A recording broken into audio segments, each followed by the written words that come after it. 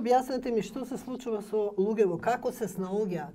Nikako, to je lek, nikako tije luge umirat. Jednostavno, lugeto koji ne može da odgovorat na terapija so imatinib, ako ne dojde do soodveten lek ili ako ne se napravi transplantacija na koskina srcevina, tije ke umrat. Nemat šansite za preživuvanje se nikakvi. I transplantacijata treba da... I ta je skapa procedura, mnogo je riskantna procedura, ja ne znam, ima i ovdje se vrši nešto transplantacija.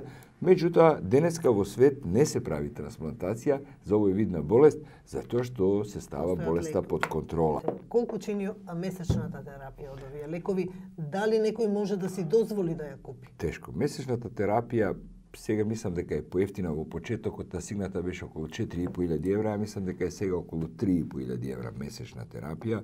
Гливекот беше 2.500 евра месечна терапија.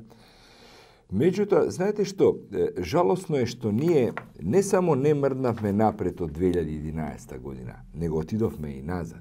Зошто отидовме назад?